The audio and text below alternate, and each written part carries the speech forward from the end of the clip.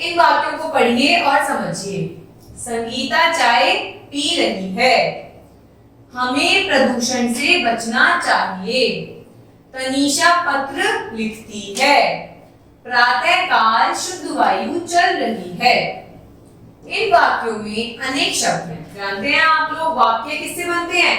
शब्दों के मेल से बनते हैं। और आप देख पा रहे हैं कि इन वाक्यों में कितने सारे शब्दों का उपयोग किया गया है। प्रत्येक शब्द का अर्थ अवश्य है, बिल्कुल। ये आपस में मिलकर पूरा अर्थ प्रकट कर रहे हैं। भाई जब ये तनीषा भी एक शब्द है, पत्र भी एक शब्द है, लिखती भी एक शब्द है और है भी एक शब्द है। तो ये सारे शब्द आपस में मिलकर क्या कर रहे हैं? एक अर्थपूर्ण वाक्य बना रहे हैं। अतः दो या दो से अधिक शब्दों के सार्थक समूह को क्या कहते हैं? वाक्य कहते हैं। मतलब जब दो या दो से अधिक शब्द मिलकर कोई एक मीनिंगफुल चीज, मीनिंगफुल बात को बताते हैं तो उसे हम वाक्य कहते हैं। वाक्य के अंग, अब देखते हैं वाक्य कितने प्रकार के होते हैं। वाक्य के कौन कौन से अंग होते हैं? पहला होता है उद्देश्य, दूसरा होता है विधेय। अब देखते हैं उद्देश्य क्या होता है। जिसके बारे में कुछ कहा जाए उसे उद्देश्य कहते हैं, मतलब सब्जेक्ट। पूरे वाक्य में जिसके बारे में बात हो रही होती है उसे हम सब्जेक्ट कहते हैं और हिंदी में उद्देश्य कहते हैं। प्रधानमंत्री जी विदेशी दौरे पर हैं, तो इसमें प्रधानमंत्री जी के ऊपर बात हो रही है। कुत्ता वफादार जानवर है, तो इसमें कौन वफादार जानवर है? किसके बारे में बात हो रही है? कुत्ते के बारे में। तोता राम राम कह रहा है, कौन कह रहा है राम राम? किसके बारे में बात हो रही है? तोता के बारे में बात हो रही है। इन वाक्यों में प्रधानमंत्री जी, कुत्ता और तोता उद्देश्य हैं। अब हम पढ़ते हैं विधेय, मतलब प्रेडिकेट।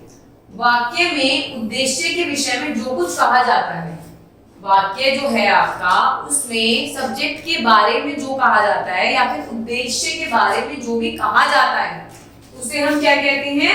विधेय कहते हैं। उपयुक्त वाक्यों में विदेशी दौर पर है, वफादार जानवर और राम राम कहा गया विधेय है। मतलब विदेशी दौर पर ये विधेय है, वफादार जानवर है ये विधेय है और राम राम कह रहा है ये विधेय है। तो अब आप समझ गए कि वाक्य के अंदर उद्देश्य और विधेय क्या होता है। अब हम देखते हैं। राम ने रावण को मारा, तो किसके बारे में बात हो रही है? राम। तो राम ने क्या हो गया? उद्देश्य। और रावण को मारा क्या हो गया? विधेय। पांडु पुत्र पांडव कहलाए, कौन कहलाए? पांडु पुत्र, जिनके बारे में बात हो रही है। और क्या बात हो रही है? कि वो पांडव कहलाए हैं। सिंह जंगल में दहाड़ता है, तो किसके बारे में बात हो रही है? सिंह। और वो क्या करता है जंगल में? जंगल में दहाड़ता है। तो ये क्या हो गया? आपका विधेय हो गया। वाक्य के अभी तक हमने पढ़े अंग, अब हम पढ़ेंगे वाक्य के प्रकार। वो होते हैं 4। पहला होता है साधारण वाक्य, नकारात्मक वाक्य, प्रश्नवाचक वाक्य, आज्ञार्थक वाक्य। पढ़ते हैं कौन कौन से वाक्य कैसे होते हैं। साधारण वाक्य का मतलब होता है जिन वाक्यों में क्रिया के करने या होने का सामान्य कथन हो, उन्हें हम साधारण वाक्य कहते हैं।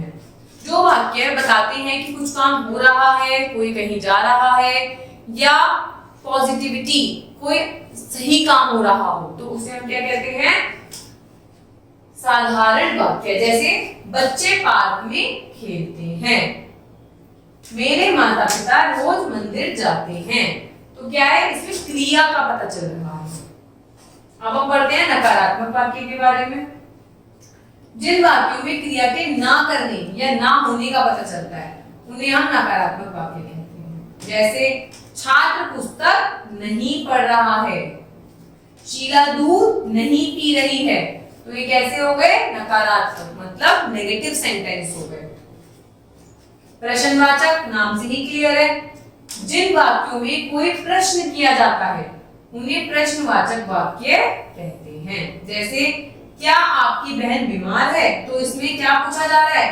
प्रश्न पूछा जा रहा है, क्वेश्चन पूछा जा रहा है। लक्षिता क्या कर रही है, तो पूछा जा रहा है कि लक्षिता का क्या काम, क्या कर रही है, तो प्रश्न हो रहा है ना, तो उसे बोलेंगे हम प्रश्नवाचक वाक्य। आज्ञार्थक वाक्य मतलब जिन वाक्यों में हमें आज्ञा, निवेदन या प्रार्थना का पता चलता है उन्हें हम आज्ञार्थक वाक्य कहते हैं। पढ़ते हैं। कृपया यहाँ कतार में खड़े हो, मतलब वो रिक्वेस्ट कर रहा है कि आप प्लीज लाइन में आके खड़े हो जाइए। तो जिन वाक्यों से हमें किसी का रिक्वेस्ट, किसी का निवेदन करना, ठीक है, किसी की आज्ञा, किसी को आज्ञा देना पता चलता है, तो वो इंपेरेटिव मतलब आज्ञार्थक वाक्यों के अंदर आते हैं। जैसे सभी अपनी कॉपी निकालें। आपके टीचर जब आपको कहते हैं कि सभी अपनी कॉपी बैग से निकाल लीजिए, तो वो आपको क्या देते हैं? आज्ञा देते हैं। तो उनका सेंटेंस कैसा हो गया? इंपेरेटिव सेंटेंस, मतलब आज्ञार्थक वाक्य हो गया। यदि आप किसी काम को कहते हैं कि हम ये काम नहीं करेंगे, तो वो क्या काम, वो कैसा वाक्य हो गया? नकारात्मक वाक्य। अगर आप कहते हैं क्या मुझे कल स्कूल जाना है, तो इसमें आप क्या कर रहे हैं? प्रश्न पूछ रहे हैं, तो ये कैसा वाक्य हो गया? प्रश्नवाचक वाक्य। और अगर आप अपने किसी वाक्य में क्रिया बता रहे हैं कि मैं ये काम करती हूँ, तो क्रिया आ गई, आप ये काम करती हैं, तो कौन सा वाक्य हो गया? सिंपल सेंटेंस, मतलब साधारण वाक्य। Thank you.